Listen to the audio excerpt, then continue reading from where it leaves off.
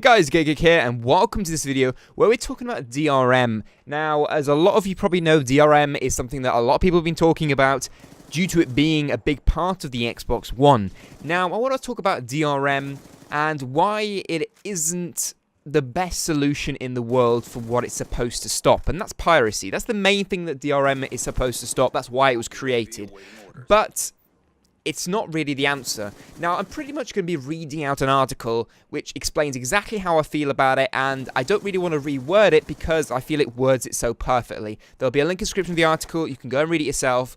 I know some of you may feel I'm kind of, cheaping out by reading it, but honestly, it is worded so well that I don't feel I want to make it any worse by changing it. So, yeah, let's start.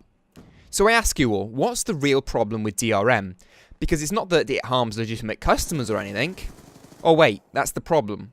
But it's not the main issue. Now, the real failing of DRM is that it just doesn't work. I'm sure many of us could grudgingly put up with the invasive and limiting DRM if it had any effect on curbing piracy. But the fact of the matter is that it's completely ineffectual at doing what it's supposed to do.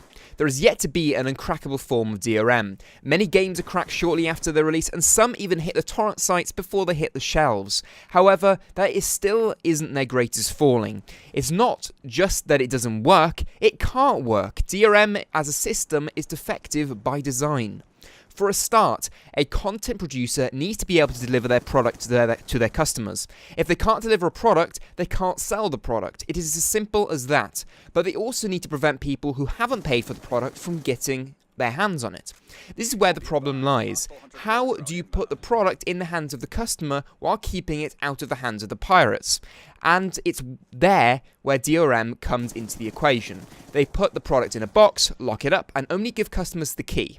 In theory, it sounds like a good plan, but in practice, it falls to pieces. See, the issue is that when the customer gets the key, they also get the box, the lock, and everything. And once someone has the lock, they can figure out how to bypass it. The strength of any security system is reliant on the attacker not knowing how it functions. All systems have weak points, cameras have blind spots, alarms can be disabled, but unless someone is knowledgeable about the system, they can't spot these weaknesses. The problem with DRM is that the security system is handed over with what it's protecting, and with unrestricted access, most security systems won't stand a chance.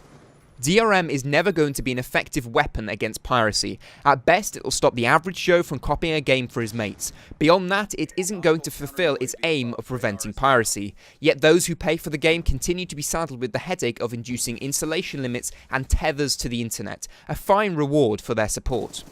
And this is how it will continue, because the executives in publishing companies like to look as if they're doing something about the problem, even if it creates more problems than it solves. So there we are. I may not have written this article, but it portrays exactly how I feel about DRM. We have some amazing technologies in this world. There are things that I see sometimes that absolutely blow my mind with what, man has created.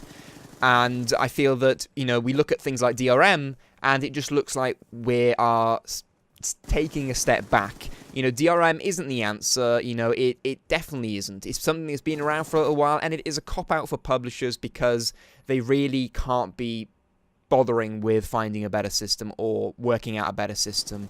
They just want to go with what's easier for them, so at least it looks like they're trying to prevent piracy.